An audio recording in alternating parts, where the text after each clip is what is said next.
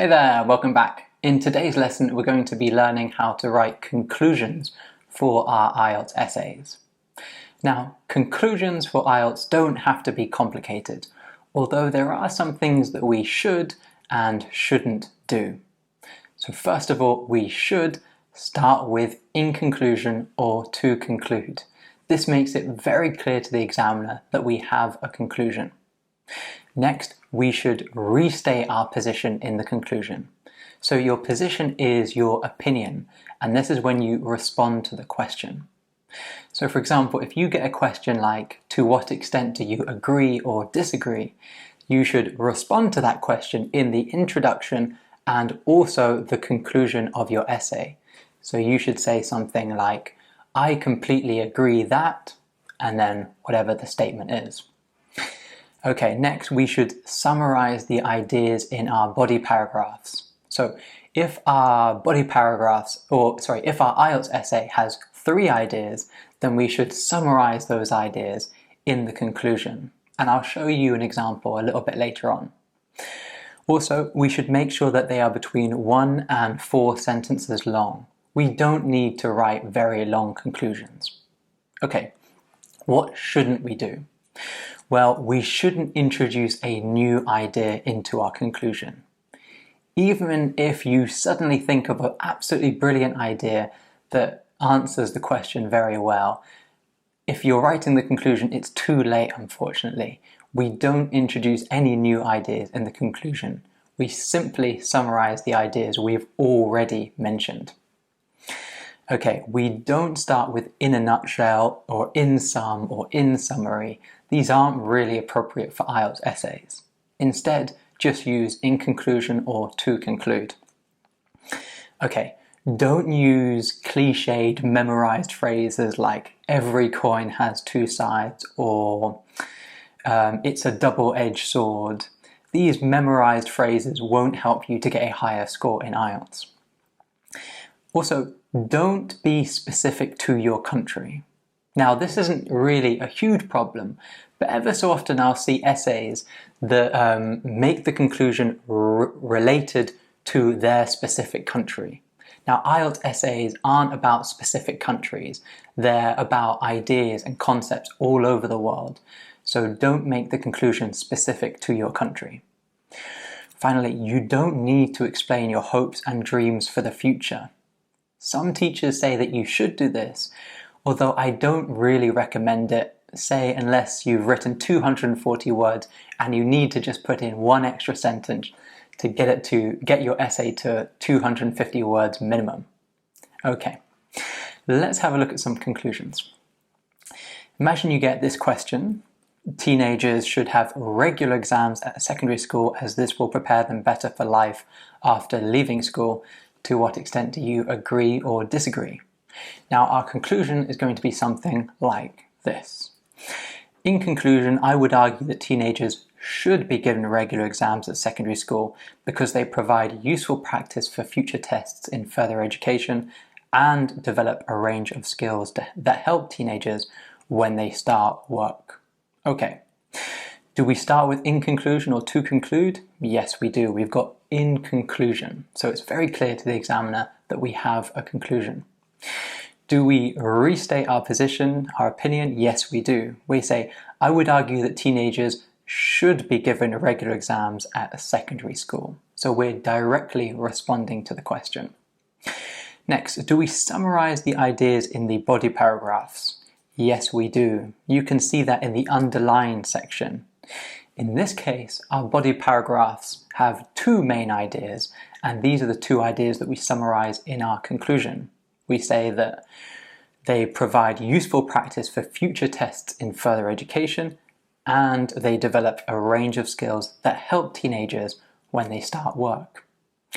Finally, we have 1 sentence for our conclusion, 1 very long sentence in fact, and that's totally fine. Remember, we don't want to be writing more than 4 sentences in our conclusion.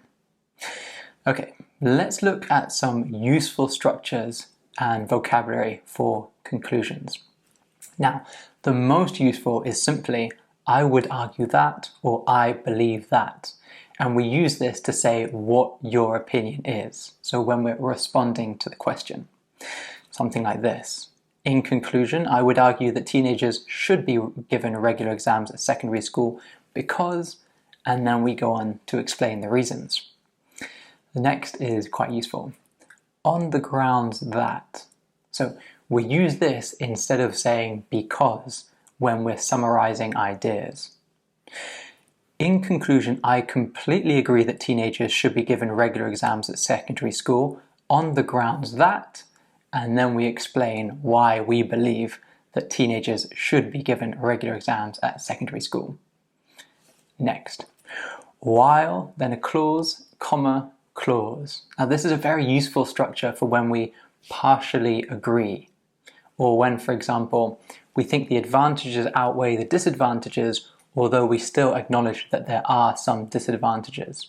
Let me show you.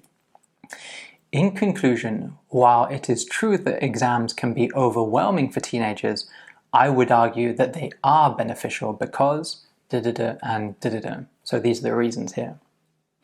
Finally, on the whole, on balance, or in general. And these phrases mean all things considered. Let me show you. In conclusion, it is true that exams can be overwhelming for teenagers. However, on the whole, I would argue that they are beneficial because, and then we explain the reasons why. So, on the whole, or on balance, or in general means the conclusion that you reach when you've considered all of the options. It means all things considered. Let's see some of these phrases in some examples of conclusions. So, children should be required to study a foreign language at school. To what extent do you agree or disagree? So our conclusion could look something like this. In conclusion, I would argue that children should be required to learn a foreign language on the grounds that it improves children's intellectual skills, encourages cross-cultural learning, and means that they can achieve a high level of foreign language competency. So it starts with in conclusion, we restate our position, we say children should be required to learn a foreign language, and then we summarize the ideas in our body paragraphs, and you can see those ideas are underlined there.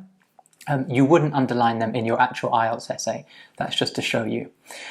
So in this case we have 3 ideas. It improves children's intellectual skills, it encourages cross-cultural learning, and children can achieve a high level of foreign language competency.